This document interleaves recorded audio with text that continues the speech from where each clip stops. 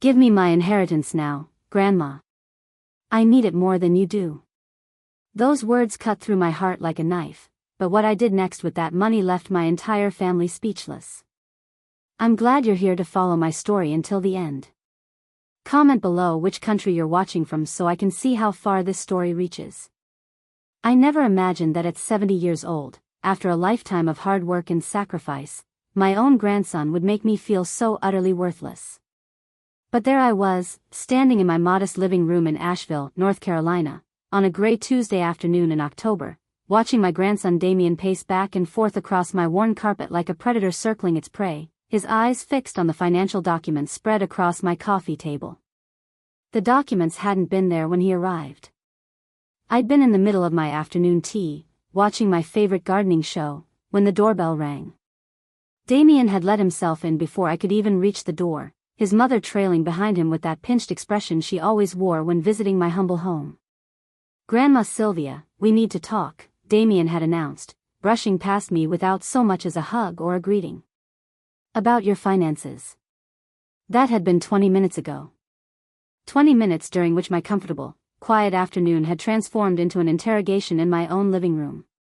"Grandma, you have to understand," Damien said now, running his fingers through his perfectly styled dark hair that probably cost more to maintain each month than I spent on groceries. "This investment opportunity won't wait. It's time sensitive. If I don't commit within the next 2 weeks, I'm out completely." I looked at my 28-year-old grandson, dressed in his expensive charcoal suit that fit him like it had been painted on, his Italian leather shoes leaving faint marks on my carpet, and I tried desperately to remember the sweet little boy who used to beg me for bedtime stories about dragons and knights. That child, the one who would climb into my lap and fall asleep against my shoulder, had vanished somewhere along the way. In his place stood this stranger who looked at me with a calculating expression that reminded me uncomfortably of his mother. "Damien, sweetheart," I said carefully, settling back into my worn floral armchair that had been my favorite spot for the past 15 years. The cushion had molded to my body over time, a small comfort in an increasingly uncomfortable situation. "Your grandfather Theodore and I saved that money for 40 years. Every penny.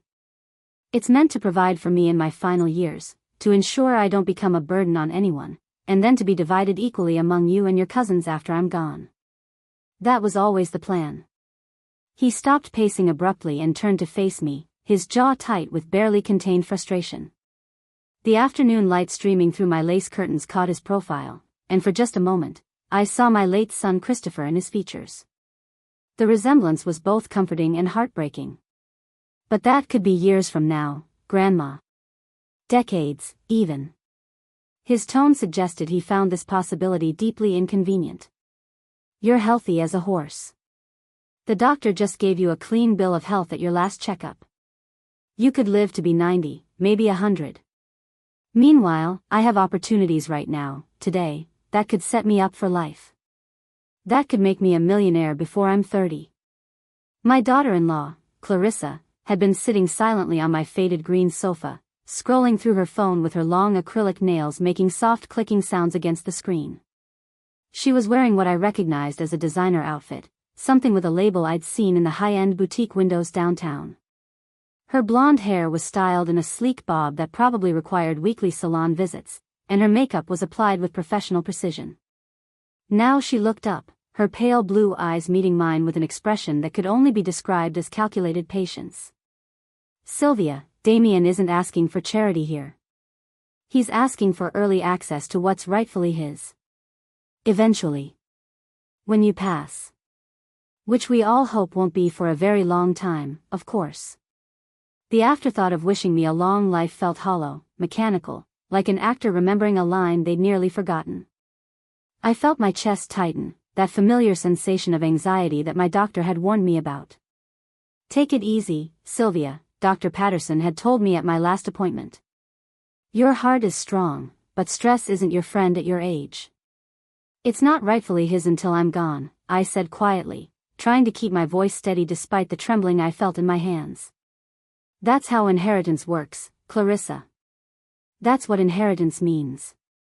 It's what you leave behind after death, not what you hand over while you're still living and needing it.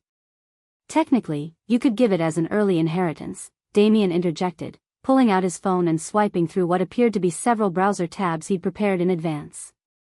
I've done extensive research, Grandma. There's no law saying you can't gift your inheritance while you're still alive. In fact, plenty of wealthy people do exactly that for tax purposes. It's called estate planning. I even consulted with a financial advisor about it. He turned his phone toward me, showing me an article about estate tax strategies that I couldn't read without my glasses, which were somewhere in the kitchen.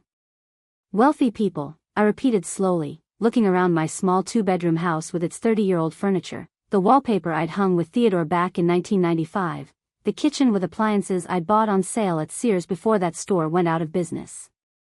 Damien, I don't know what gave you the impression that I'm wealthy, but I live on a fixed income. Your grandfather's pension and my Social Security combined barely cover my expenses each month. The property taxes alone went up $400 this year.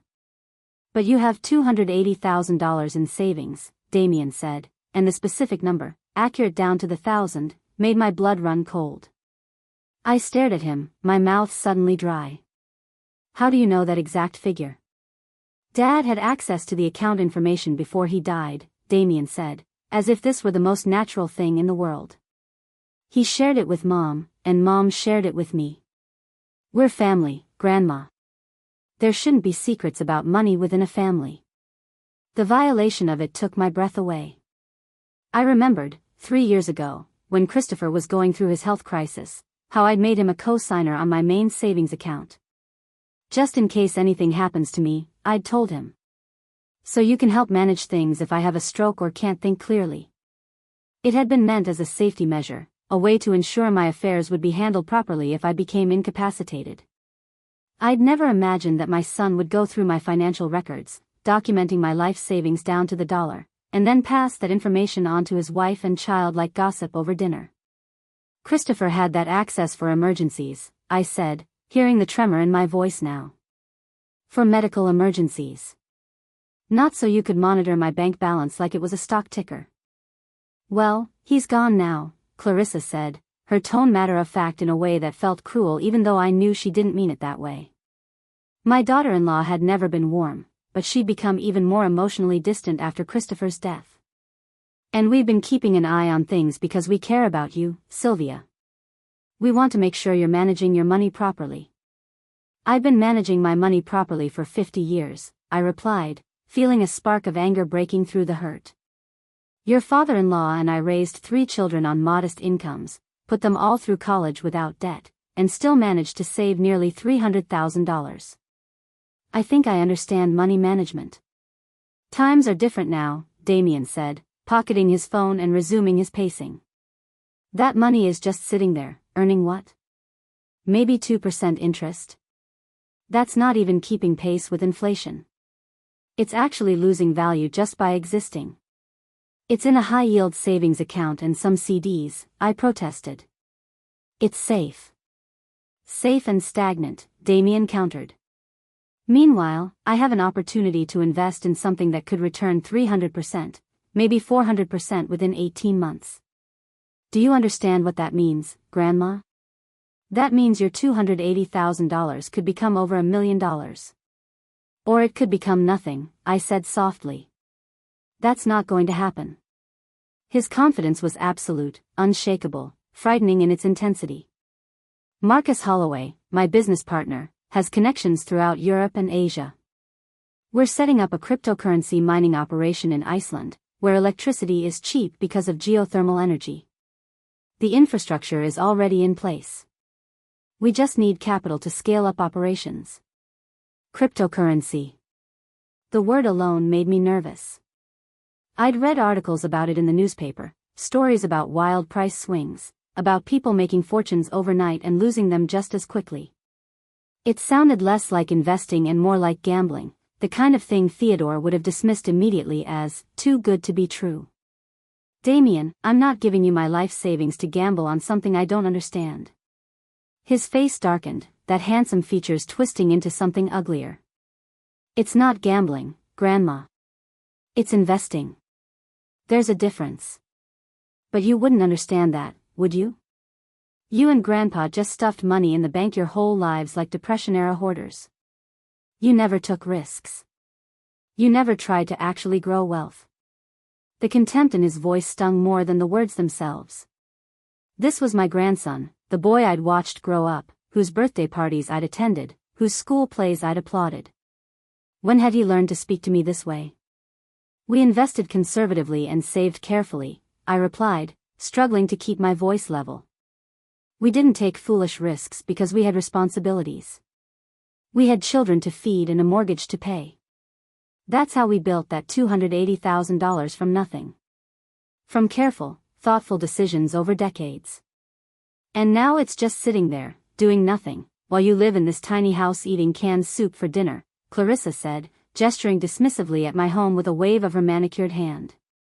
Her wedding ring, a massive diamond that Damien had somehow afforded on his junior marketing associate's salary, caught the light. Don't you see how sad that is? You have money, but you live like you're impoverished. You could help Damien now, see him succeed, be part of his victory instead of making him wait until you're dead. The bluntness of it was like a slap. Making him wait until I was dead. As if my death were just an inconvenient delay in their financial plans. I eat canned soup because I like canned soup, I said, though it wasn't entirely true. And my house may be small, but it's paid for. It's mine. Theodore and I bought it in 1982 and paid off the mortgage in 2005. Do you know how rare that is these days? To own your home free and clear?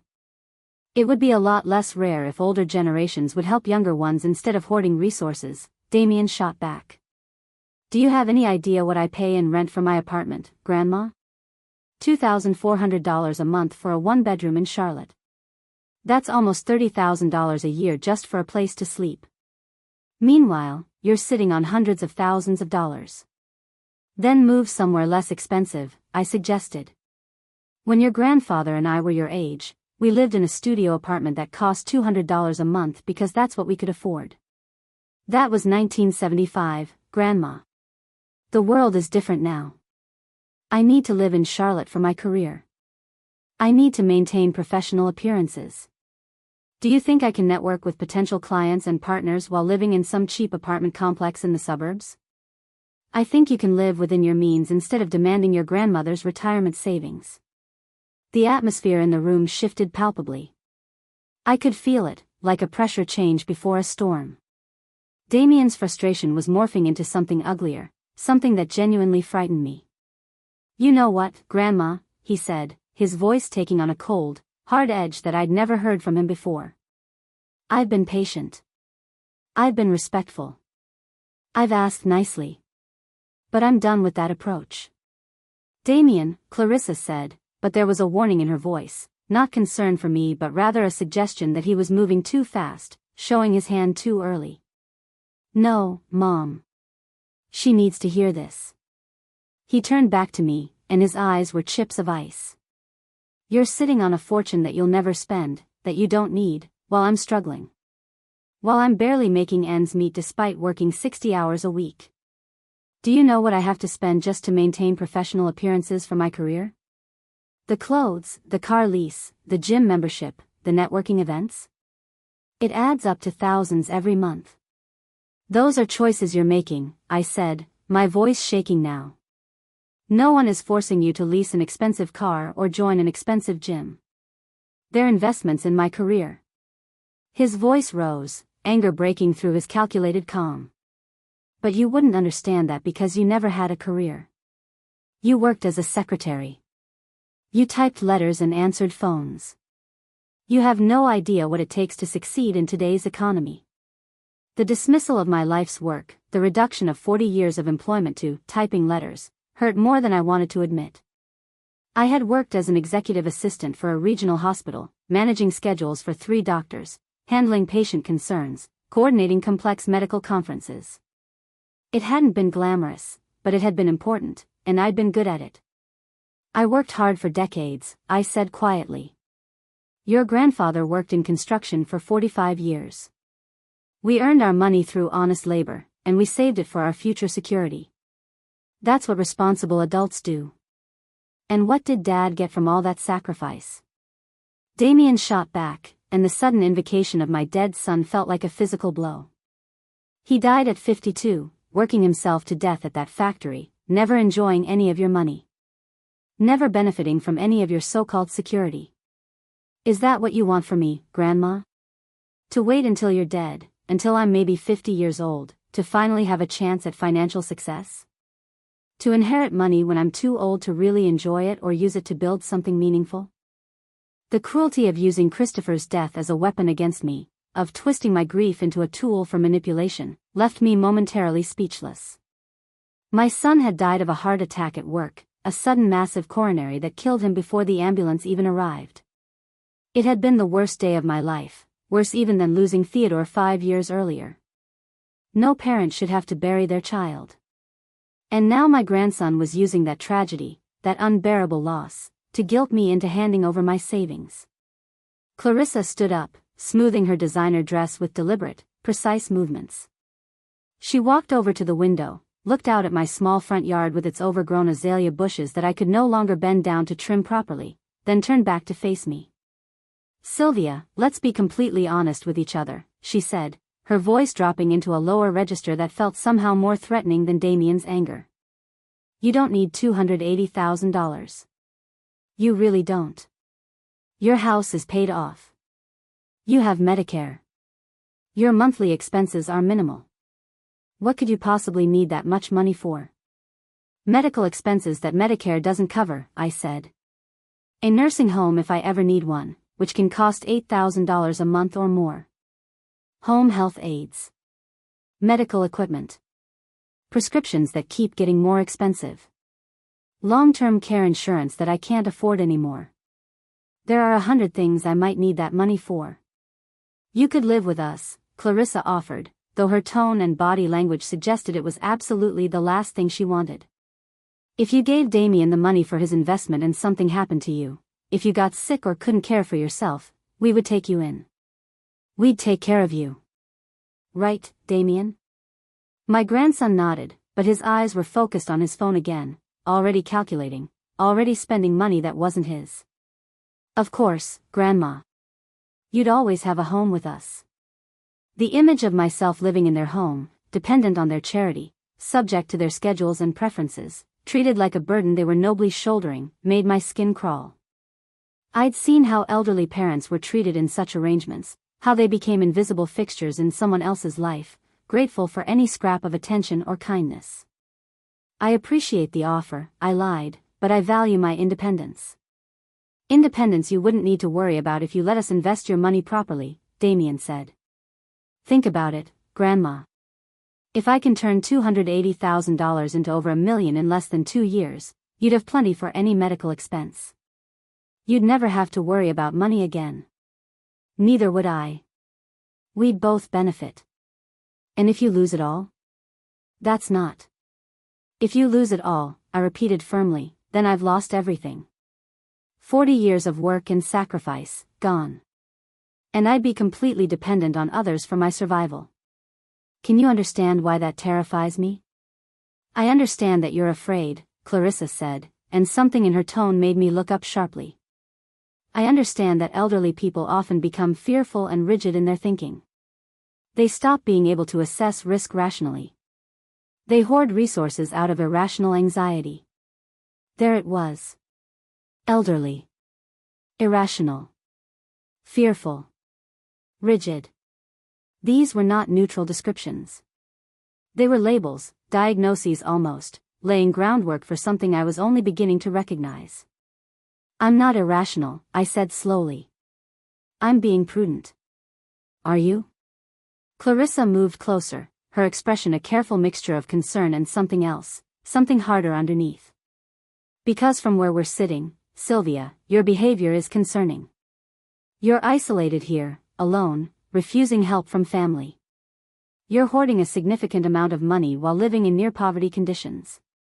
You're making decisions that don't seem to be in your own best interest, let alone your family's." The air in the room suddenly felt thin. I looked between my daughter-in-law and grandson, seeing them clearly for perhaps the first time. This wasn't just about asking for money. This was something more calculated, more dangerous. What exactly are you suggesting? I asked, though I was terribly afraid I already knew. I'm suggesting that maybe you need help managing your affairs, Clarissa said carefully. Legal help.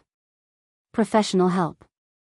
A fiduciary, perhaps, or a guardian who could make sure your money is being handled appropriately. A guardian. I repeated the word slowly, feeling its weight. You want to have me declared incompetent. We want to make sure you're protected, Damien said, but his eyes wouldn't meet mine. If you're not capable of making sound financial decisions, if you're too afraid or confused to see the opportunities right in front of you, then yes, maybe someone else should be helping make those decisions. The threat was no longer veiled. They were suggesting, not quite openly but clearly enough, that if I didn't voluntarily hand over my money, they would pursue legal means to take control of it. They would try to have me declared mentally incompetent, unable to manage my own affairs, and have a court appoint someone, probably Clarissa or Damien, as my legal guardian with full control over my finances. I had read about such cases in the newspaper. Elder guardianship abuse, they called it. Adult children or other relatives getting elderly parents declared incompetent, taking control of their money, sometimes even their living arrangements, all under the guise of protection and care. It was legal, it happened more often than people realized, and once the court appointed a guardian, the elderly person often had little recourse. You wouldn't dare, I whispered, but even as I said it, I knew they would.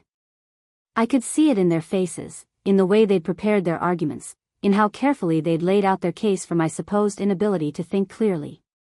We'd rather not go that route, Clarissa said, her voice dropping into a register of false sympathy.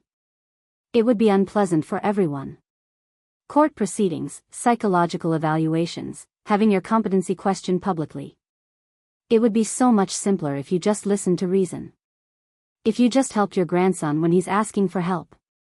This is what family does, Sylvia. Family helps each other. Family doesn't threaten each other, I managed to say, though my voice came out weak and shaky. Family doesn't blackmail their elderly relatives. We're not threatening you, Damien said, but his tone suggested otherwise. We're being honest about our concerns. If you won't help me, if you refuse to even consider what I'm asking despite having money you'll never spend, then it raises legitimate questions about your judgment. About whether you're thinking clearly. About whether you're capable of managing significant assets responsibly. I looked at these two people, my daughter-in-law and my grandson, the family I had left after losing my husband and son, and I realized with stunning clarity that I was staring at strangers. Worse than strangers. I was looking at predators who saw me as prey, as an obstacle standing between them and money they believed they were entitled to. I need you both to leave, I said, standing up with as much dignity as I could muster, though my legs felt unsteady beneath me. Right now. Grandma. Get out of my house. Damien looked like he wanted to argue, but Clarissa put a hand on his arm, stopping him. We'll go, she said calmly. But think carefully about what we've discussed, Sylvia. Think about what's really in your best interest. We're family. We should be helping each other. Don't make this harder and more complicated than it needs to be. The veiled threat in her words was unmistakable. Comply or face consequences. Give us the money voluntarily or we'll find legal means to take it. They gathered their things, Clarissa slipping her phone into her designer purse, Damien collecting the financial documents he'd brought. At the door, Damien turned back one last time. I really did hope you'd understand, Grandma, he said, and for just a moment, I saw something almost like genuine regret in his eyes. I'm not trying to hurt you. I'm trying to build something. To be successful. To make something of myself. I thought you'd want to be part of that. Then they were gone, the door clicking shut behind them with a finality that seemed to echo through my empty house. I stood there in my living room as the afternoon light continued to fade, the shadows growing longer across my worn carpet. My hands were shaking uncontrollably now. I sank back into my chair, feeling every one of my 70 years in my aching bones. For a long time, I simply sat there, trying to process what had just happened. My grandson had demanded my life savings. My daughter-in-law had threatened to have me declared incompetent. My own family had come into my home and attempted to manipulate, intimidate, and ultimately threaten me into handing over everything I had worked for. And the worst part, the thing that kept circling in my mind like a vulture, was that they might actually try to follow through. They might actually pursue legal guardianship. I'd heard stories of such cases dragging elderly people through the court system, of expensive lawyers and humiliating psychological evaluations, of families torn apart by greed and accusations. I picked up my phone and stared at it, not sure who to call. My other children? My daughter Patricia lived in Seattle with her own family, busy with her own life. My son Marcus was stationed overseas with the military. Neither of them had ever asked me for money. Neither of them had ever made me feel like a burden or an obstacle. But what could I tell them? That their nephew had demanded an early inheritance? That their sister-in-law had threatened legal action? It seemed too absurd to be real, and yet it had happened right here in my living room. That night, I barely slept. Every time I closed my eyes, I heard Damien's voice, "Give me my inheritance now." I saw Clarissa's calculating expression. I felt the threat of being declared incompetent hanging over me like a guillotine blade waiting to fall. I got up around 3 a.m. and made myself chamomile tea, standing in my dark kitchen and looking out at the quiet street.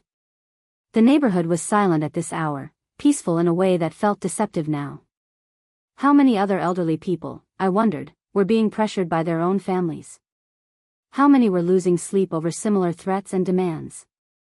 By the time the sun rose Wednesday morning, painting my small yard in shades of pink and gold, I felt exhausted, but something else too. Something I hadn't expected to feel. Angry. Not the hot, explosive anger of youth, but something colder and more determined. A fury that had been building throughout the sleepless night, fed by every remembered slight, every manipulative word, every threatening implication. They thought I was weak. They thought I was afraid. They thought I was just a helpless old woman sitting on money they deserved, too confused or scared to resist their demands. They were about to learn otherwise. I made myself breakfast, something I'd barely had an appetite for recently, and ate it methodically while making a list. I was still capable of making lists, still capable of planning, still capable of independent thought and action, regardless of what Clarissa might claim in court. Then I picked up my phone and made a call to a number I'd had saved for years but never needed to use. Sterling and Associates, attorneys at law. How may I direct your call? I need to speak with an elder law attorney, I said, my voice steady now, firm with purpose. As soon as possible. It's about protecting my assets from family members who are threatening to have me declared incompetent. There was a brief pause, then, I see. Let me connect you with Margaret Chen. She specializes in these cases. Please hold. As I waited, listening to soft classical music through the phone, I looked around my small living room. This was my home. My sanctuary. Built with my husband's labor and my own savings. I had earned every dollar in that bank account through decades of work and sacrifice. And I'd be damned if I was going to let my grandson gamble it away on cryptocurrency schemes, or let my daughter-in-law manipulate me into compliance through threats and intimidation. If they wanted a fight, they were going to get one. But it wasn't going to be the fight they expected. By the time the attorney came on the line, I had already made a decision that would change everything. Not just for me, but for Damien and Clarissa and their carefully calculated plans. They thought my money was wasted sitting in savings accounts. They thought I was too old, too scared, too set in my ways to do anything bold or unexpected. They were about to discover just how wrong they were. Margaret Chen answered on the third ring, her voice professional but warm. Mrs. Thornton? I understand you're dealing with some concerning family pressure regarding your finances. That's putting it mildly, I said, settling into my kitchen chair with my second cup of tea. The morning sun was streaming through the window now, illuminating dust motes in the air and making my small kitchen feel almost cheerful despite the darkness of the conversation I was about to have. I spent the next 45 minutes telling Margaret everything. The unexpected visit, Damien's demands, the specific knowledge they had of my bank accounts, Clarissa's thinly veiled threats about having me declared incompetent. Margaret listened without interrupting, occasionally making soft sounds of acknowledgement that let me know she was taking notes. "Mrs. Thornton," she said when I finally finished, "I want you to know that what you're describing is, unfortunately, not uncommon. Elder financial abuse by family members is one of the fastest-growing forms of exploitation in this country. The threats about guardianship are particularly concerning because they represent a specific legal strategy that some people use to gain control of elderly relatives' assets." "Can they actually do it?" I asked, voicing the fear that had kept me awake all night. "Can they really have me declared incompetent?"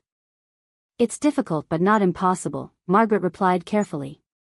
"They would need to file a petition with the court, provide evidence of your alleged incapacity, and you would have the right to contest it. The court would likely order an evaluation by medical professionals and possibly a psychological assessment. But here's the thing, Mrs. Thornton, based on our conversation, you sound perfectly competent to me. You're articulate, your memory is clear, you understand complex financial concepts, and you're making reasonable decisions about your own welfare. Then why would they even threaten it?"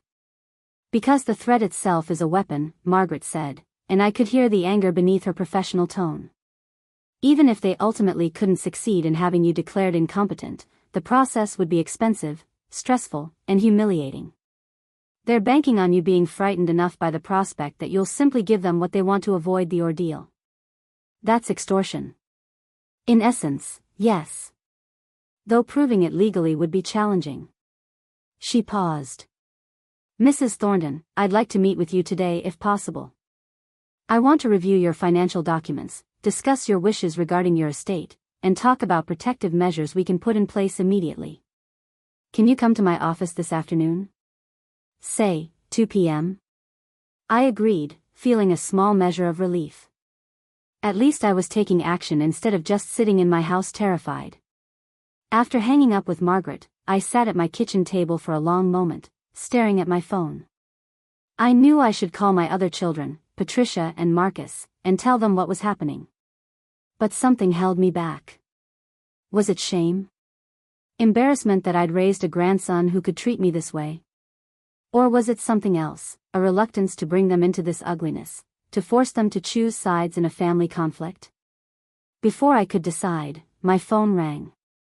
The caller ID showed Damien's number, and my stomach immediately knotted with anxiety.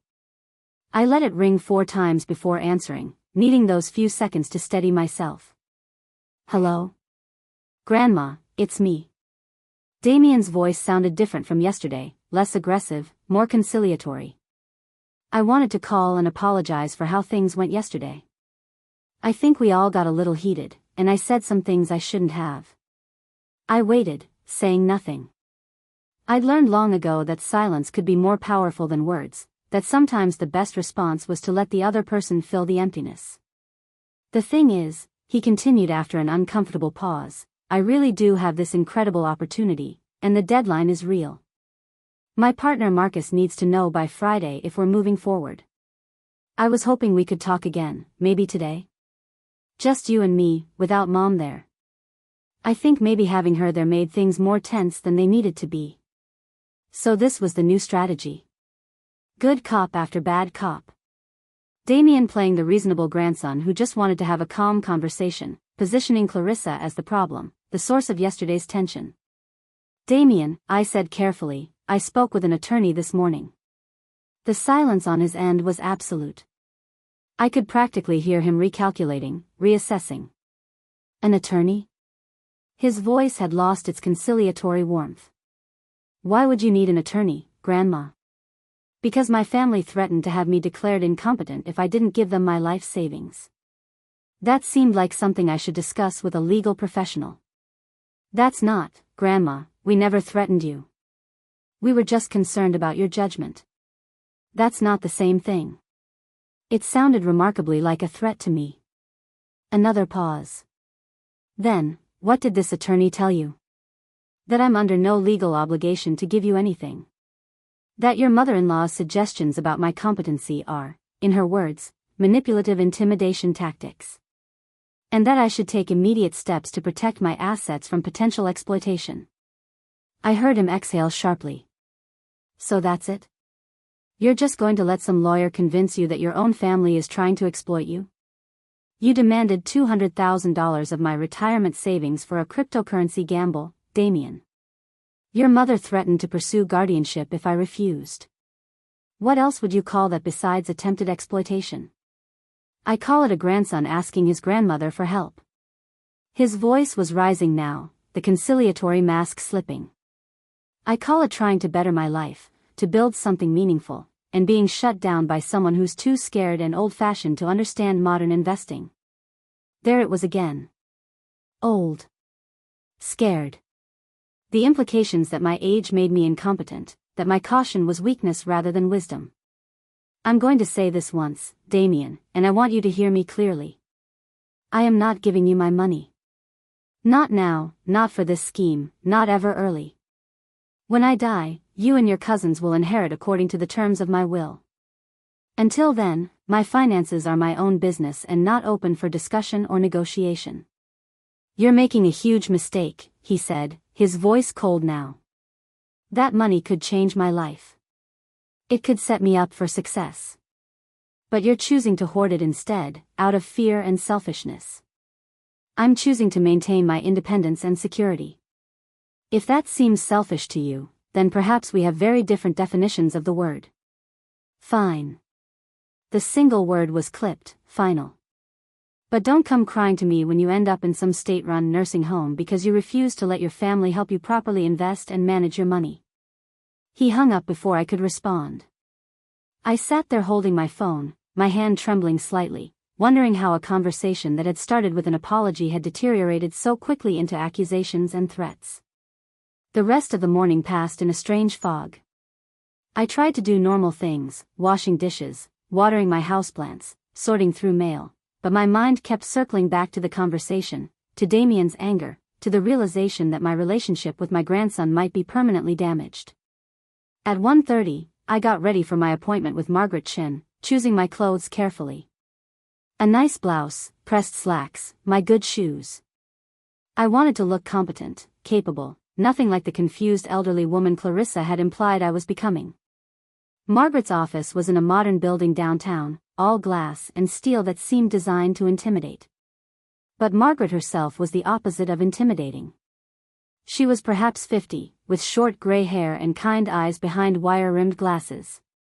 Her office was warm and comfortable, with family photos on her desk and a view of the mountains in the distance. "Mrs. Thornton," she said, standing to shake my hand. "Thank you for coming in so quickly. Please, have a seat." I settled into a comfortable chair across from her desk while she pulled out a yellow legal pad and a folder. "I've been thinking about your situation since our call this morning," she began. "And I want to outline several steps we should take immediately to protect you and your assets. First, I want to review who currently has access to your financial accounts." "My son Christopher was on my main savings account as a co-signer," I explained. "He passed away 3 years ago, but I never removed him because, well, he was gone." I didn't see the point. Was he officially removed from the account after his death? I felt my stomach sink. "I don't know. The bank never said anything about it." Margaret made a note. "We need to contact your bank immediately and verify the status of that account. If Christopher was never officially removed, and if Clarissa, as his widow, has any claim to his estate or his financial information, she might technically still have some form of access or at least visibility into the account. That's how she and Damien might be monitoring your balance." The thought made me feel sick. "Can we remove them? Make sure they can't see anything?" "Absolutely. We'll need to go to the bank together, probably tomorrow, and restructure your accounts. We'll remove all co-signers, update all your security information, and make sure that you and only you have access.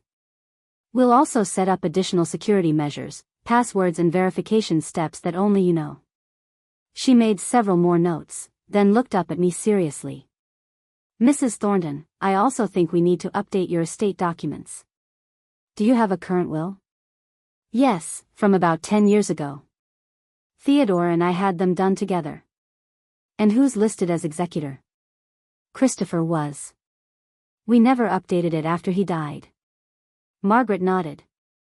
We need to create a new will immediately, and we need to be very specific in it.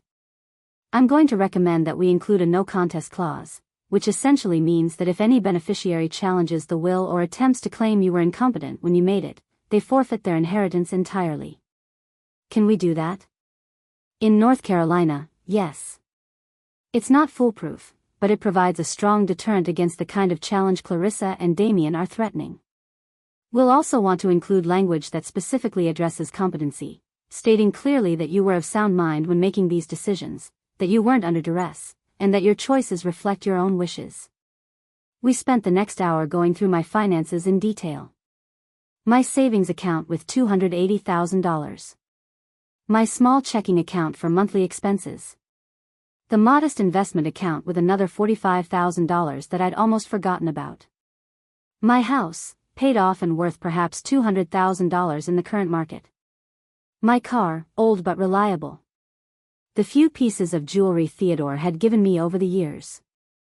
Your total assets are approximately $525,000, Margaret said, adding up the figures. That's substantial, Mrs. Thornton. It's more than enough to ensure your security for the rest of your life, even if you need expensive medical care or long-term nursing home placement. So I'm not being irrational to refuse Damien? She looked at me with something like fierce protectiveness. You're being extremely rational. You're protecting your independence and your security. That's not just reasonable, it's essential. As our meeting was wrapping up, Margaret leaned forward, her expression serious. Mrs. Thornton, I want to ask you something personal. How do you feel about all of this?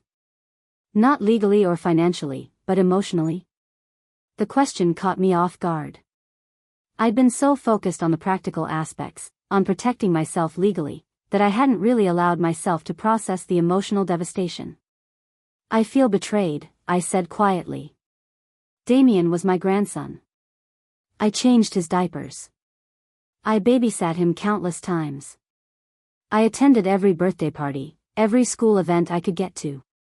I thought we had a relationship built on love. But apparently, I was just a future inheritance to him. Just a source of money he was waiting to access. Margaret nodded sympathetically. Elder financial abuse is particularly painful because it comes from the people we should be able to trust most. It's a profound betrayal. And Clarissa, I continued, feeling tears threatening. She was never warm, but I tried to have a relationship with her. For Christopher's sake, and then for Damien's. I tried to be a good mother-in-law. But she sees me as an obstacle. As someone who's in the way of what she wants. What do you want, Mrs. Thornton? Margaret asked gently. Not what Damien wants or what Clarissa wants. What do you want for your life and your money? I thought about that question for a long moment. What did I want?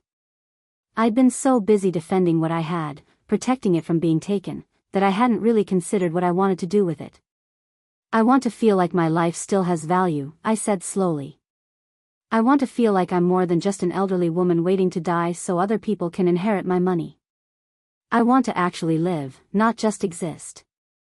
Margaret smiled. Then I think we need to talk about more than just protecting your assets.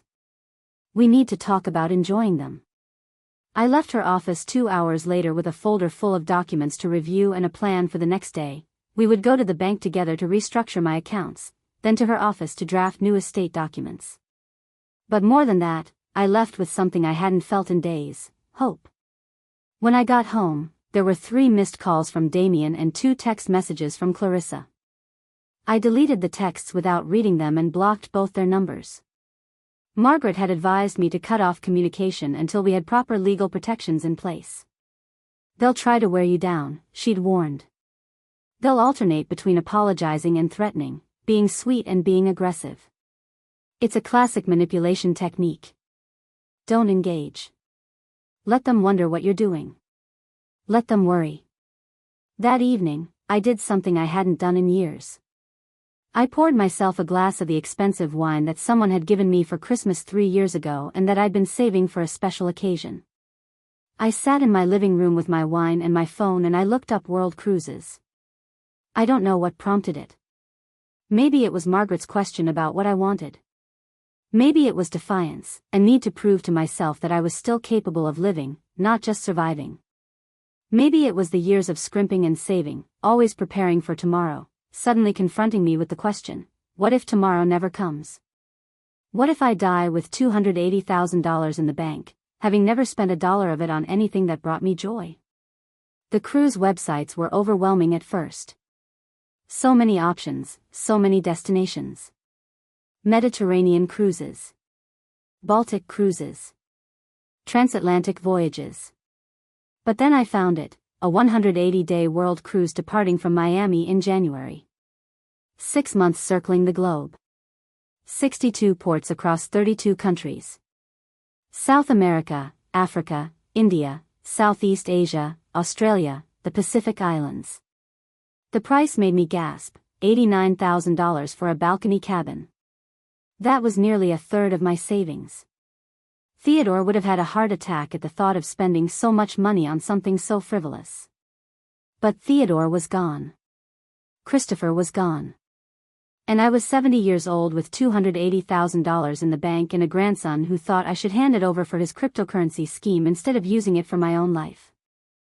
I clicked through the photo galleries. The ship looked like a floating palace, with elegant dining rooms and a theater and a library.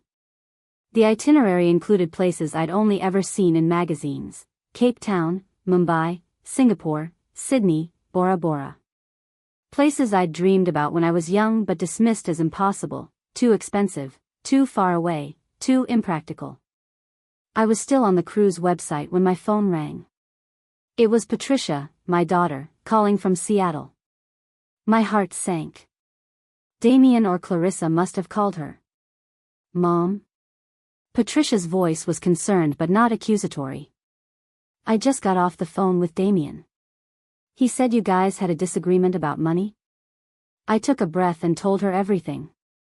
The demand for early inheritance, the cryptocurrency scheme, the threats about guardianship, my meeting with Margaret Chin. Patricia listened without interrupting, and when I finished, she was silent for a long moment.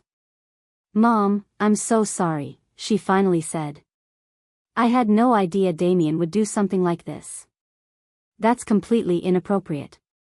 You don't think I'm being unreasonable? Refusing to help him? Unreasonable? Patricia's voice rose in disbelief. Mom, he demanded nearly your entire life savings to invest in cryptocurrency. That's not asking for help, that's asking you to bankrupt yourself for his get-rich-quick scheme. And the threats about guardianship?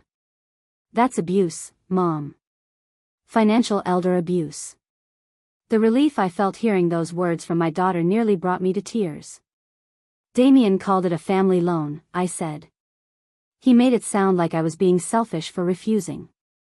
Damien is 28 years old with a job and no dependents, Patricia said firmly. If he wants to invest in cryptocurrency, he can save his own money and take his own risks. He has no right to your retirement savings, and you have every right to protect them. Clarissa said I don't need $280,000. That I should give them most of it and keep just enough for emergencies. Clarissa can mind her own damn business about your finances, Patricia said, her language unusually sharp. Mom, you worked your entire life for that money. You and Dad sacrificed for decades to build that security. It's yours. You get to decide what to do with it. Whether that's saving it, spending it, or leaving it to charity. It's your money and your choice. We talked for another hour, and by the time we hung up, I felt stronger. Patricia promised to call Marcus and fill him in, and to make sure Damien understood that his behavior was unacceptable. And Mom? Patricia said before hanging up. Use some of that money for yourself. Go on a trip. Buy something nice. You've earned the right to enjoy your life. After we hung up, I looked back at my laptop screen, still showing the World Cruise website. 6 months traveling the world. Waking up in a different port every few days. Seeing places I'd only dreamed about. $89,000. It was a fortune. It was also just money, and money that was currently serving no purpose other than making me a target for my grandson's greed. My finger hovered over the Request Information button. Then I thought about Damien's face when he demanded my savings. I thought about Clarissa's threats. I thought about spending the rest of my life afraid, guarding my money like a dragon protecting treasure, never spending it, never enjoying it, just keeping it safe until I died and left it to people who had treated me like a walking bank account. I clicked the button. Within minutes, my email pinged with a response. A cruise consultant named Jennifer Hartwell would be delighted to discuss the world voyage with me, and could I please call at my convenience to discuss cabin options and booking details? I looked at the clock. It was 8:47 p.m. Too late to call tonight. But tomorrow, after I went to the bank with Margaret to secure my accounts, after I made sure Damien and Clarissa couldn't access my financial information, maybe then I would call Jennifer. Maybe then I would do something completely impractical and wonderfully selfish with my own money. The thought made me smile for the first time in days. That night, I slept better than I had since Damien's visit. And when I woke Wednesday morning, the first thing I saw was my laptop still open on the kitchen table, the cruise website still displayed, showing a photo of a ship sailing into a sunset over turquoise waters. Theodore would have thought I was crazy. Christopher would have worried about the expense. But they were gone, and I was here, and I was tired of living my life according to what other people thought I should do with my own money. I got up, made my coffee, and sat down at the laptop. Before I could change my mind, I picked up my phone and dialed the number Jennifer Hartwell had provided. "Good morning, this is Jennifer," came a cheerful voice. "How can I help you today?" "My name is Sylvia Thornton," I said, my voice steady despite my racing heart. "And I'd like to talk to you about booking a 6-month world cruise."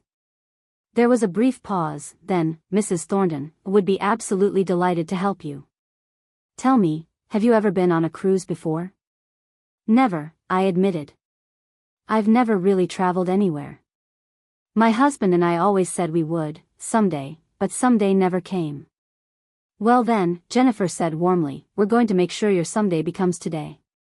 Let's start by talking about what kind of experience you're looking for." "This is going to be the adventure of a lifetime, Mrs. Thornton. I promise you that." As I listened to Jennifer describe the cruise, the ports, the excursions, the onboard amenities, I felt something I hadn't felt in years. Not just excitement, but possibility.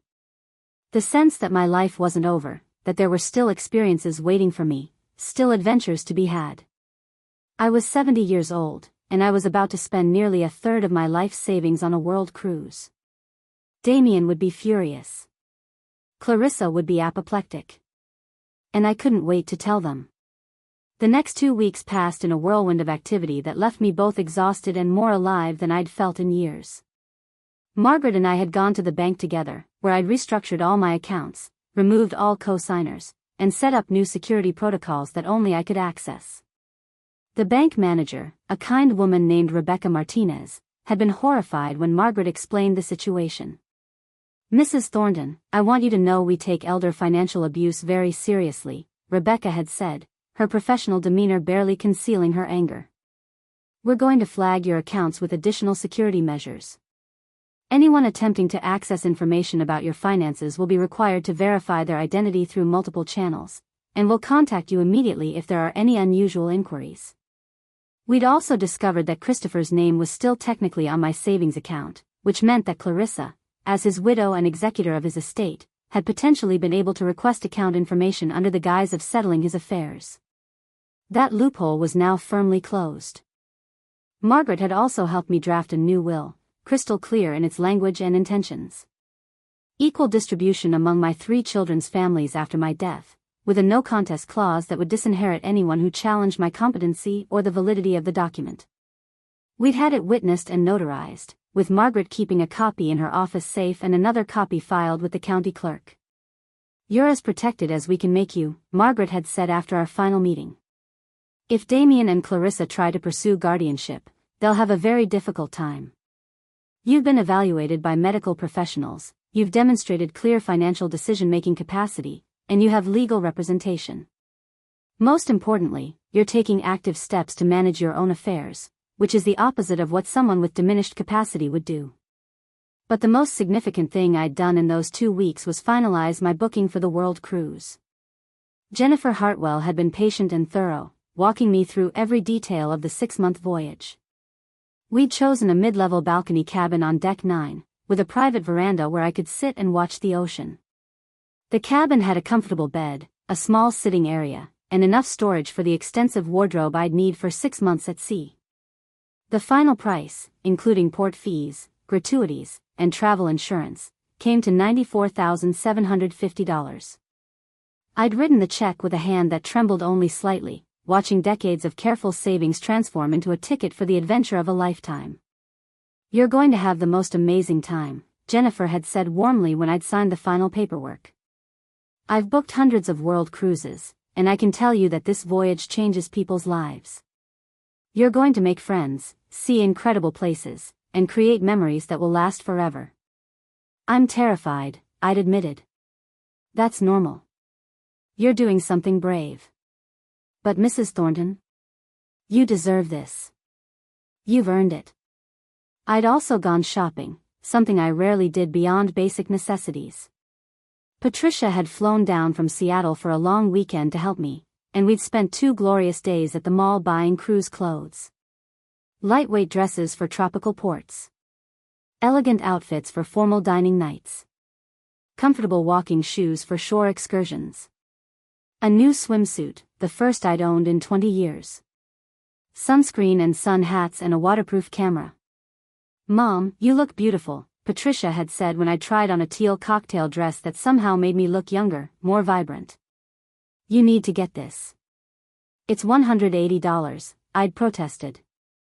"You just spent $95,000 on a cruise. You can afford a $180 dress." She was right, of course. After decades of frugality, of always choosing the practical over the pleasurable, I was having to relearn how to spend money on myself without guilt.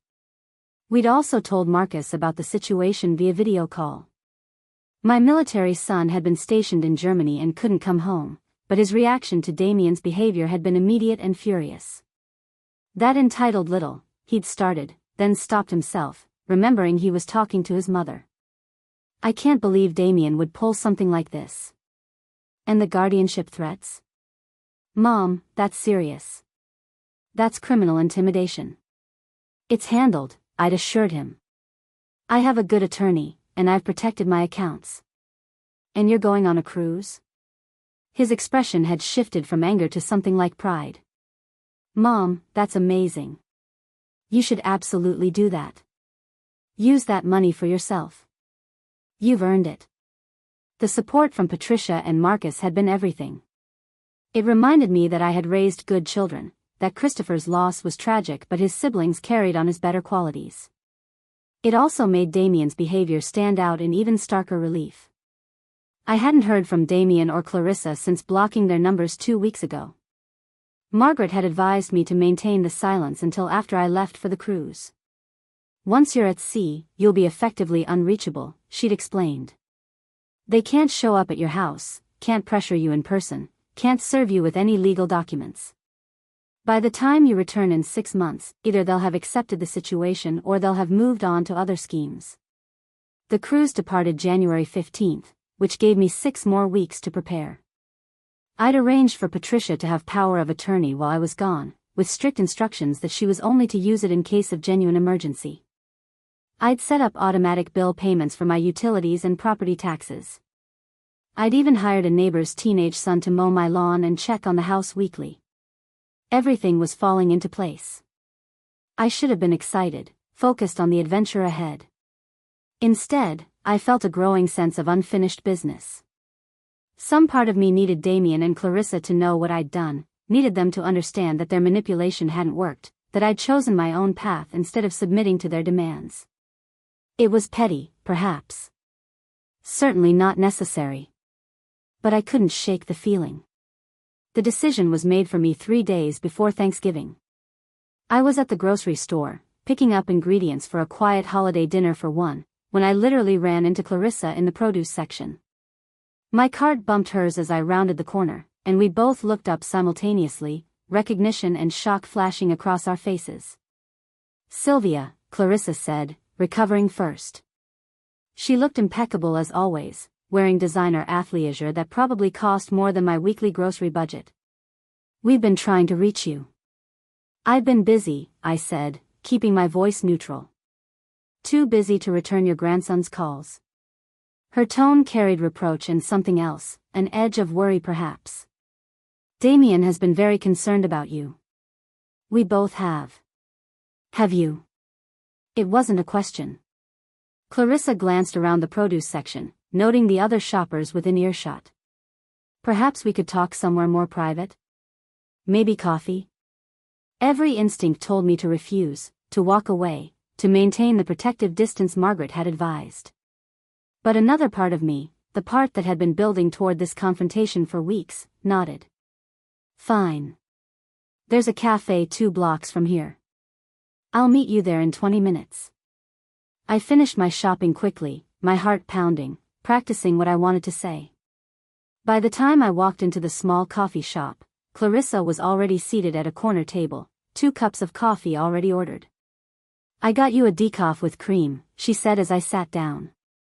"That's how you take it, right?" The small gesture of remembrance, of pretending we were family who knew each other's preferences, felt manipulative rather than kind. "What do you want, Clarissa?" She sighed, wrapping her manicured hands around her cup. "I want to understand why you've cut us off." "Damien is hurt, Sylvia. He's your grandson. He made a mistake, he'll admit that, but completely shutting him out seems extreme. He demanded my life savings and threatened to have me declared incompetent when I refused. That's not a mistake. That's abuse. Those aren't the words he would use to describe what happened. I'm sure they're not. But they're accurate." Clarissa's jaw tightened. "You hired an attorney. You restructured your accounts to keep us out. You're treating us like criminals. You threatened me, Clarissa. You suggested pursuing guardianship. What else would you call that?" "I call it concern for an elderly woman who seemed to be making poor financial decisions out of fear and confusion." Her voice was rising slightly. "You have money sitting in a bank doing nothing while your own flesh and blood is struggling. Damien is not struggling. He has a job. He has an apartment. He has more than most 28-year-olds. What he doesn't have is the right to my retirement savings. It's going to be his eventually anyway," Clarissa said, and there was the truth of it, the core of her worldview.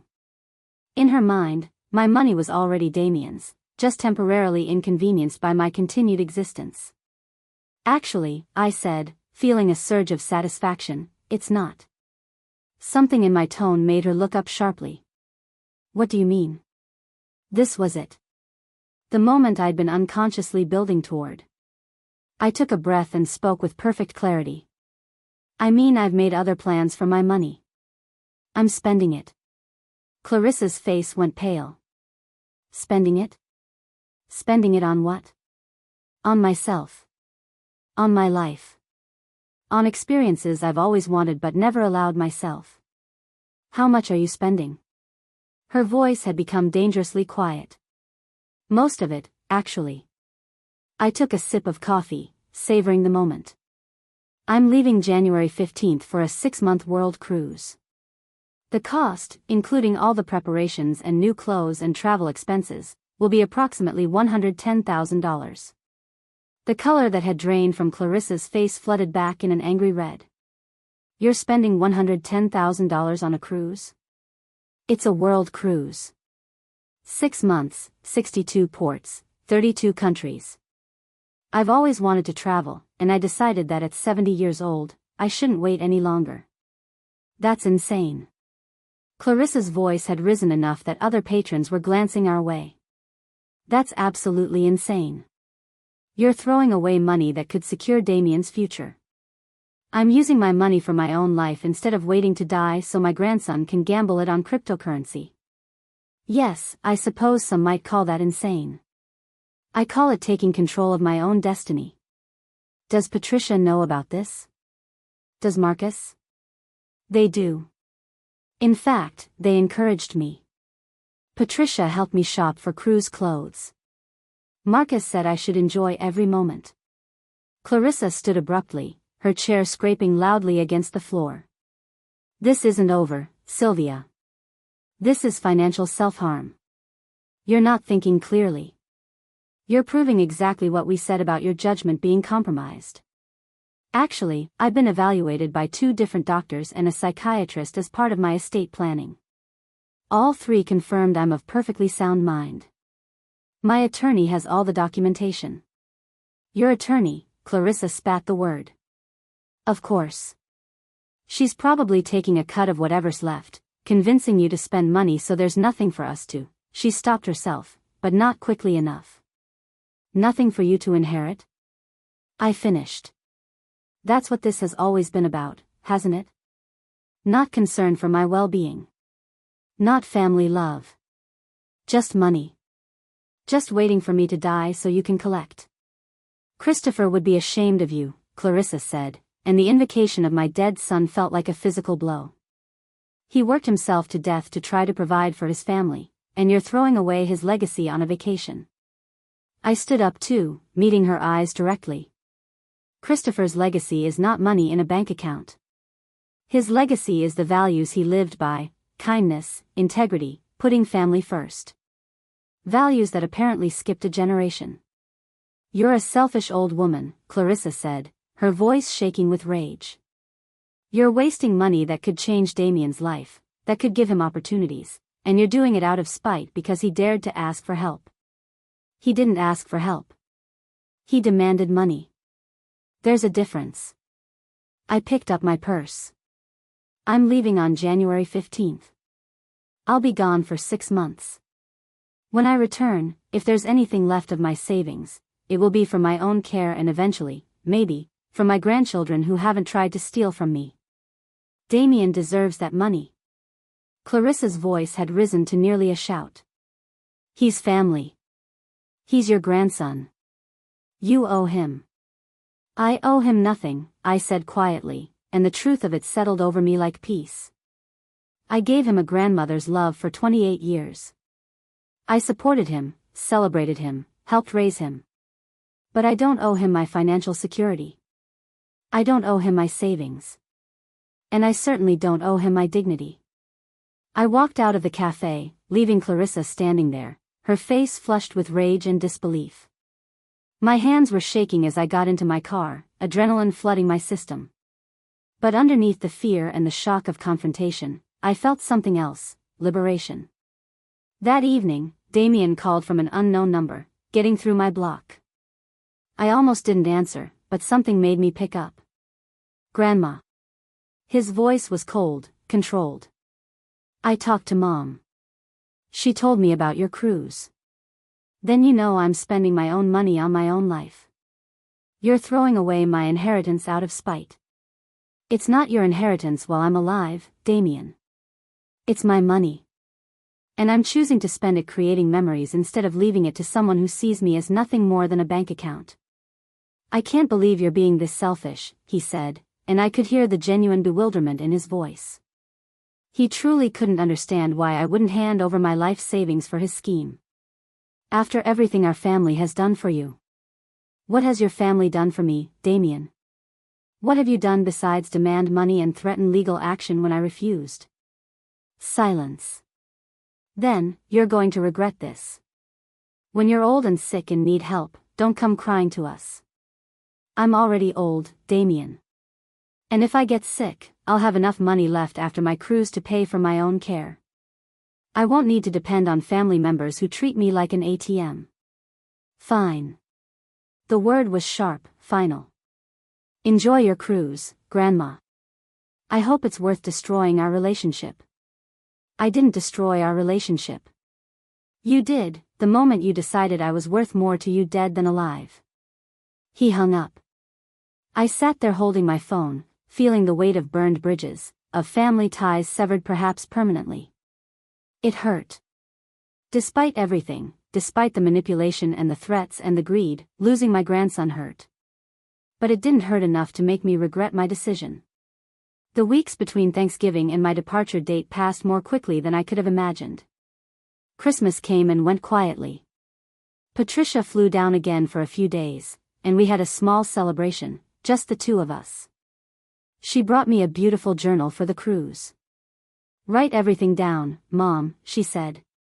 "Every port, every experience, every person you meet. This is going to be the adventure of your life." Marcus sent a care package from Germany, filled with travel-size toiletries and a fancy camera. "Take 1,000,000 pictures," his note read. "And send us postcards from everywhere." "My son wanted me to babysit his 4 children full-time for free," Chen added. "I told him I raised my children, now it's my time." He didn't speak to me for a year. His loss. One by one, they shared their stories. Family members who'd tried to control them, to limit them, to convince them they were too old, too frail, too incompetent to live their own lives. And one by one, they'd chosen themselves instead. "Here's to us," Dorothy said, raising her glass. "To the women who refused to shrink. Who chose adventure over approval. Who decided that we get to write the final chapters of our own stories." We clinked our glasses together, and I felt something shift inside me. The guilt I'd been carrying, the worry about whether I'd made the right choice, the concern about Damien and family relationships, it all began to lift. I wasn't selfish. I wasn't irresponsible. I wasn't any of the things Clarissa and Damien had tried to make me feel. I was free. The next morning, January 16th, the Oceanic Voyager set sail from Miami. I stood on my balcony, watching the shoreline recede, feeling the engines thrumming beneath my feet. The ocean stretched out before me, endless and blue and full of possibility. My phone was off, packed away in my cabin. For 6 months, I would be unreachable, untouchable, free from demands and manipulation and guilt. For 6 months, I would see the world. Cape Town and Mumbai and Singapore and Sydney. I would make friends and try new foods and learn about cultures I'd only read about. I would wake up each morning with nothing required of me except to live, to experience, to enjoy. The money Damien had wanted so badly was buying me this. Not Bitcoin investments or get-rich-quick schemes, but moments. Memories. Life.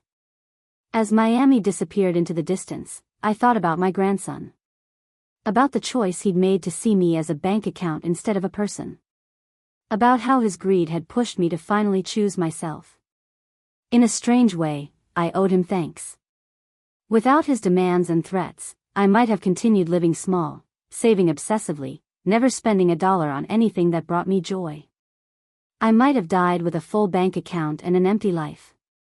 Instead, I was here. At 70 years old, I was sailing toward adventure. My phone buzzed one last time before I turned it off completely. A text from Patricia. "Bon voyage, Mom. We're so proud of you. Make every moment count. Love you to the moon and back." I typed back, "Love you too. Thank you for supporting me. Thank you for reminding me that I matter." Then I turned off the phone, poured myself a glass of champagne from the bottle the cruise line had left in my cabin, and stepped out onto my balcony. The ocean stretched endlessly before me, and somewhere across those waters waited South America, then Africa, then Asia, then Australia. Waited adventures and experiences and moments I would remember for whatever time I had left. Damien had wanted $200,000 to gamble on cryptocurrency. I'd spent $110,000 on 6 months of life. I knew which one of us had made the better investment. As the sun set over the Atlantic, painting the sky in shades of orange and pink and gold, I raised my glass to the horizon. "To new beginnings," I whispered. "To choosing yourself. To living instead of just existing." The ship sailed on, carrying me toward tomorrow, and for the first time in years, I couldn't wait to see what tomorrow would bring. Epilogue. 6 months later, I returned to Asheville bronzed and happy, my cabin filled with souvenirs from 32 countries. I'd swum in the Indian Ocean, climbed Table Mountain in South Africa, watched the sunrise over Angkor Wat, fed kangaroos in Australia, and made friends from 6 continents. I'd also spent another $15,000 on shore excursions and experiences, bringing my total cruise expenditure to $125,000. My savings account, once holding $280,000, now held $155,000 plus the investment account I'd barely touched. It was still more than enough for my care, my security, my future. And I had 6 months of memories that no amount of money could buy. Patricia met me at the airport, tears streaming down her face as she hugged me. "Mom, you look 20 years younger. Tell me everything." Over dinner that night, I showed her thousands of photos.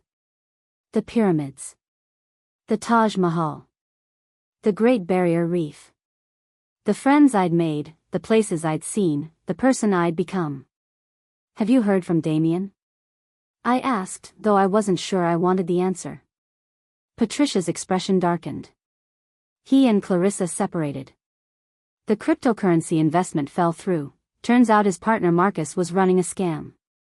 Damien lost the $50,000 he'd managed to scrape together from loans and credit cards. He's bankrupt, Mom. He's living in Clarissa's basement and working at a call center. I should have felt vindicated. Instead, I just felt sad. If he'd asked me for help instead of demanding money, if he'd treated me like a person instead of a piggy bank, things might have been different, I said quietly. Not for the cryptocurrency scheme, I would never have funded that. But for real help, for genuine need, would have been there. He knows that now, I think, Patricia said. He asked about you recently. Wanted to know if you'd made it home safely. I think he regrets what happened. Maybe someday he'll apologize. Maybe someday we'll rebuild something. But it won't be the same, and it won't involve my money. Patricia squeezed my hand. You did the right thing, Mom. You chose yourself. You showed all of us that it's never too late to live. That night, back in my small house that suddenly felt like a palace after 6 months in a ship cabin, I opened my journal and wrote one final entry. I am 70 years old. I spent $125,000 of my savings on a 6-month cruise around the world. My grandson called me selfish. My daughter-in-law called me irresponsible. But I saw the world. I made memories. I chose life over fear. And I would do it again in a heartbeat. To anyone reading this who feels pressured to sacrifice their own happiness for family expectations, your life is yours. Your money is yours. Your choices are yours. Don't wait until you're too old or too sick to live. Don't save everything for tomorrow when tomorrow might never come. Choose yourself. Choose joy. Choose life.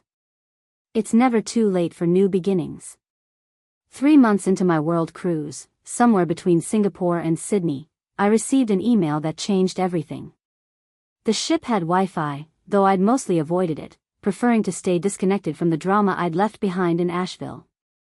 But that morning, sitting on my balcony with coffee as we sailed through turquoise waters, I decided to check my messages. Most were forwarded photos from Patricia, updates from Marcus, spam from retailers. But one subject line made my heart stop: urgent, legal matter regarding Damien Morrison. It was from Margaret Chen, my attorney. My hands trembled as I opened it. Margaret's message was brief but devastating. Sylvia, I hope you're enjoying your cruise. I'm sorry to intrude on your travels, but I felt you should know. Damien and Clarissa have filed for emergency guardianship, claiming you're mentally incompetent and were manipulated into taking the cruise by unscrupulous travel agents preying on elderly victims. They're arguing that spending $125,000 on a cruise is evidence of diminished capacity and financial exploitation. There's a hearing scheduled in 2 weeks. I can handle it without you present, but I wanted you to be aware. Please call when you can. I read the email 3 times, each reading making my blood pressure rise higher. Even after I'd left, even after I'd made my choice clear, they were still trying to take control of my life and my money. Dorothy found me 20 minutes later, still sitting on my balcony, staring at my phone with tears of rage streaming down my face. Sylvia? What's wrong? I showed her the email. She read it, her expression darkening with every line. Those absolute vultures, she said finally. They can't accept that you chose yourself, so now they're trying to paint you as incompetent. What are you going to do? I don't know. Margaret says she can handle it without me, but you want to face them yourself. Dorothy sat down beside me. You want them to see that you're not some confused old woman they can manipulate. She was right.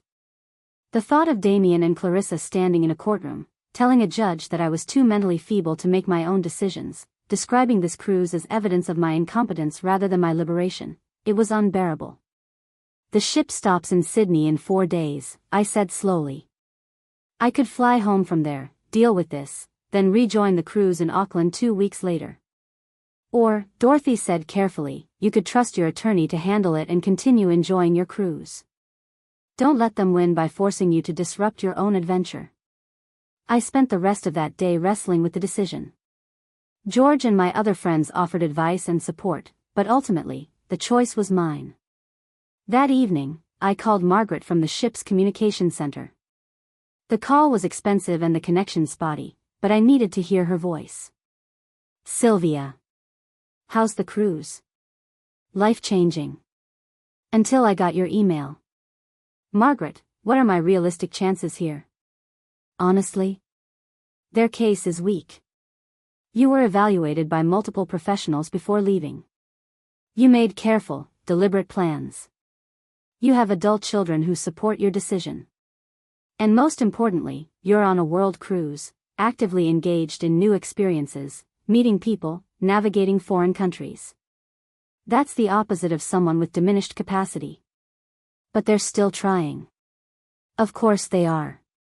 They're desperate. According to my sources, Damien's cryptocurrency investment collapsed. He lost everything, including money he borrowed.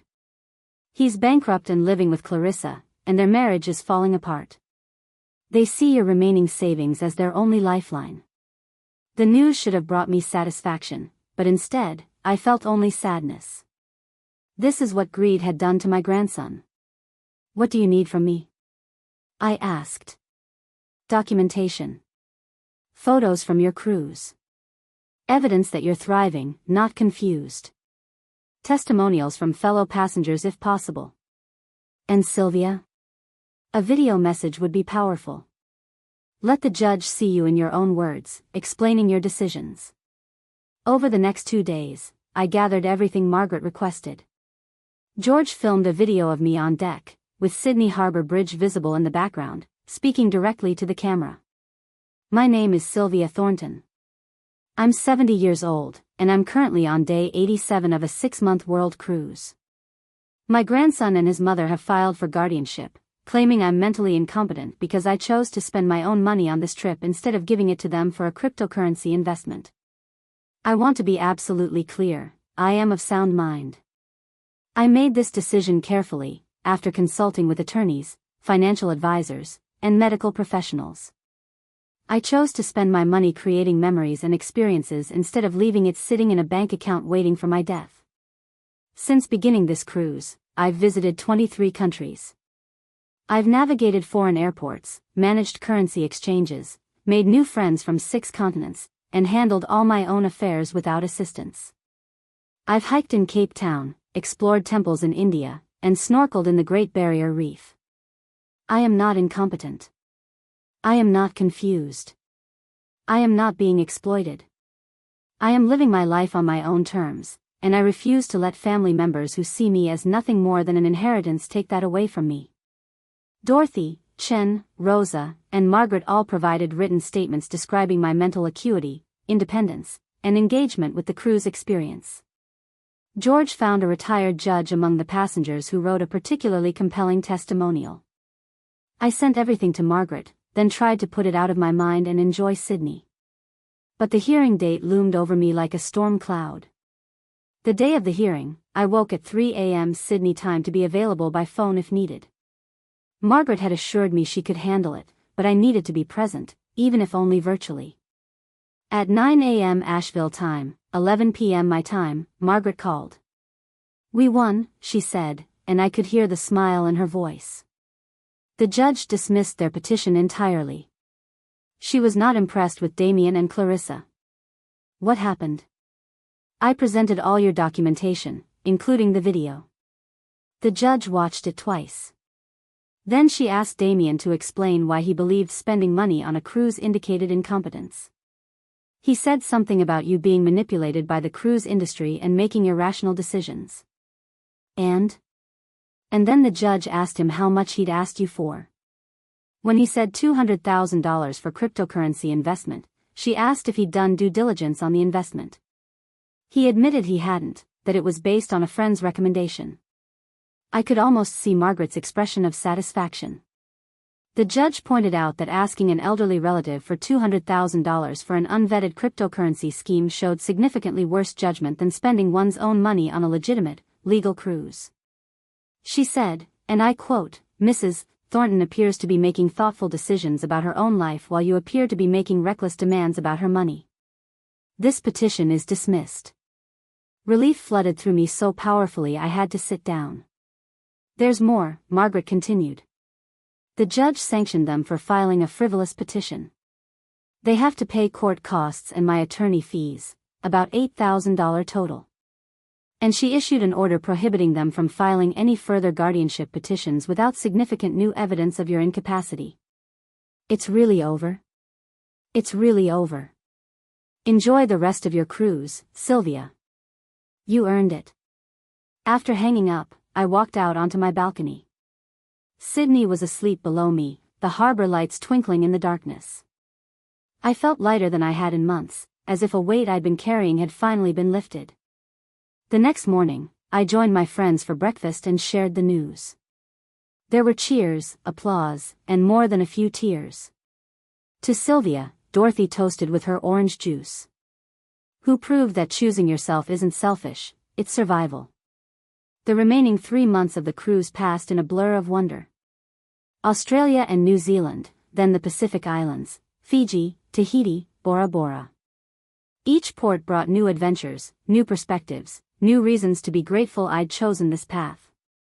In Bora Bora, I went scuba diving for the first time in my life, something Theodore had always been too afraid to try. Underwater, surrounded by tropical fish and coral reefs, I felt completely at peace. This was what my money had bought, not cryptocurrency coins or investment returns, but moments of pure, transcendent joy. In Auckland, I received an unexpected email. The sender was Damien. I almost deleted it without reading, but curiosity won out.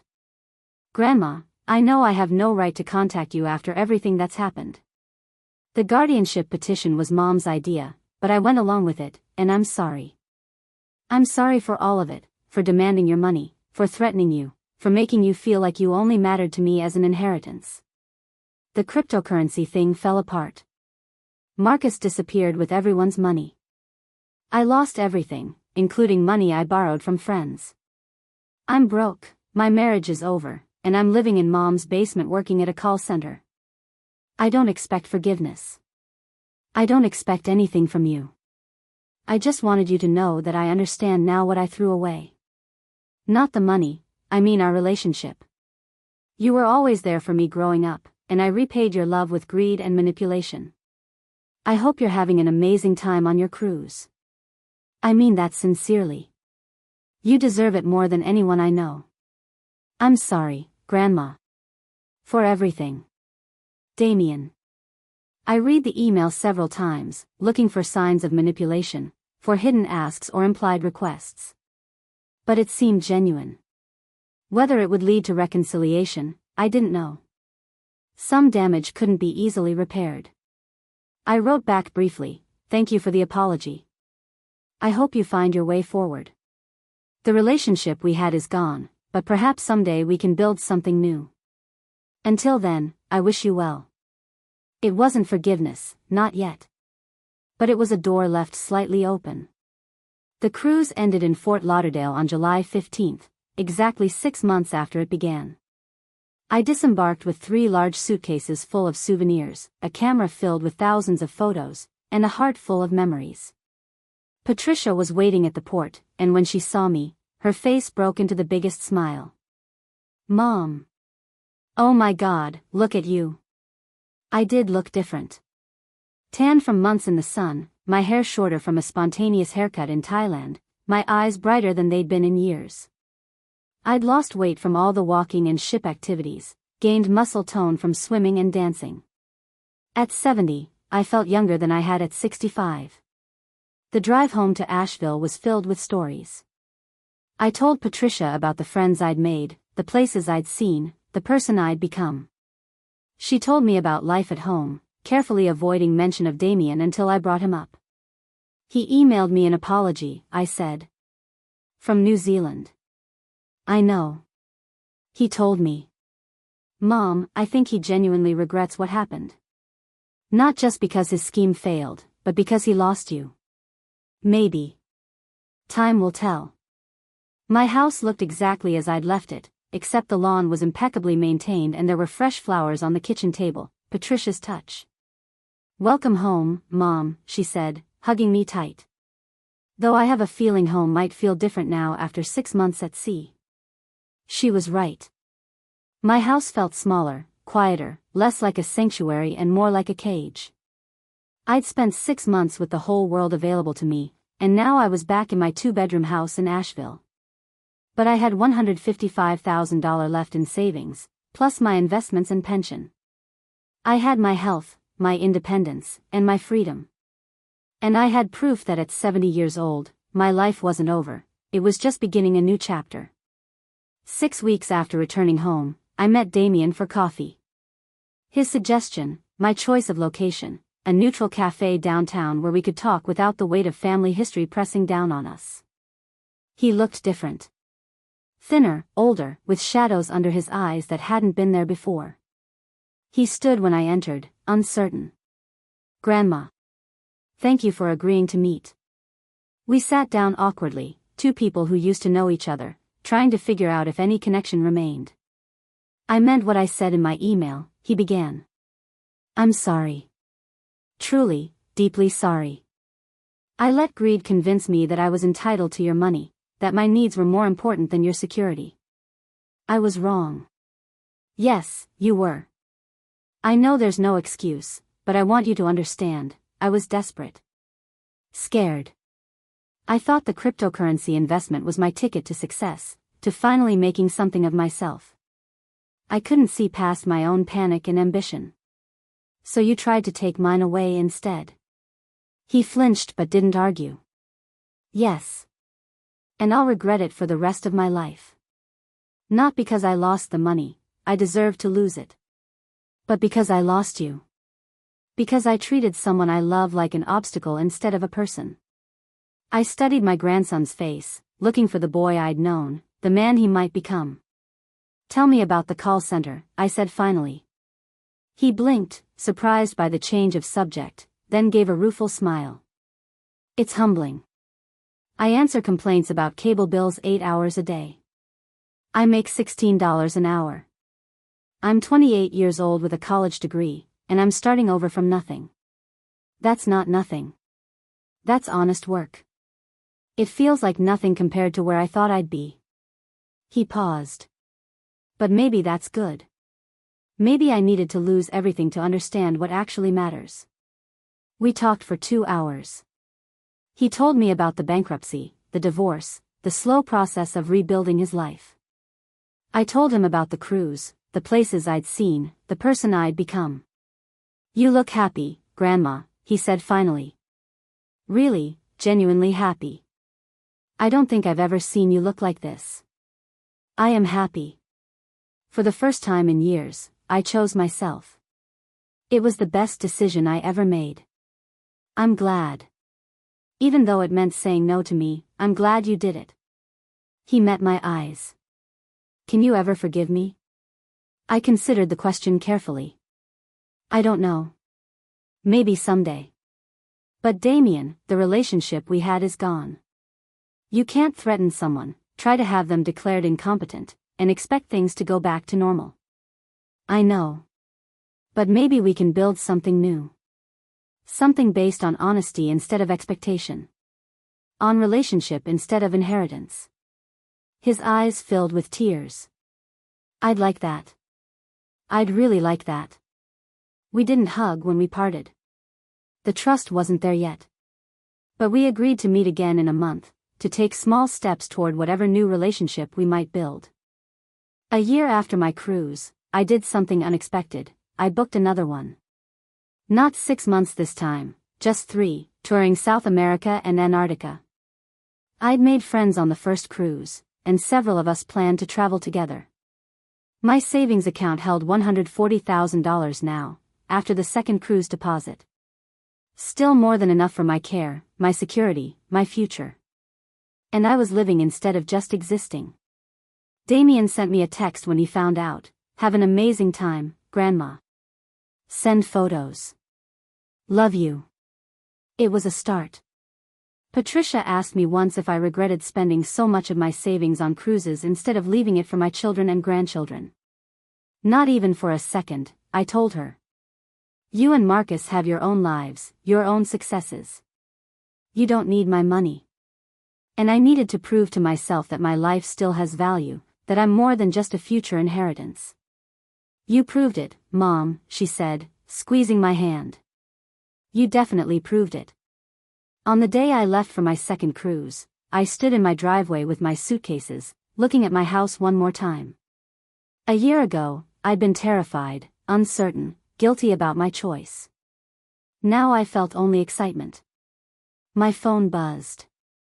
A message from Dorothy, already on the ship. Hurry up. We're holding martinis in the observation lounge. The adventure is waiting. I smiled, locked my door, and headed to the airport. At 71 years old, I'd learned the most important lesson of my life. It's never too late to choose yourself. It's never too late to say no to people who see you as a means to an end. It's never too late to live. My grandson had asked for his inheritance early. I'd given him something more valuable, proof that your life isn't over until you decide it is. That money in the bank means nothing if you never live to enjoy it. That sometimes the most responsible thing you can do with your savings is spend it on the one life you'll ever have. I spent my inheritance on world cruises. And I'd do it again in a heartbeat.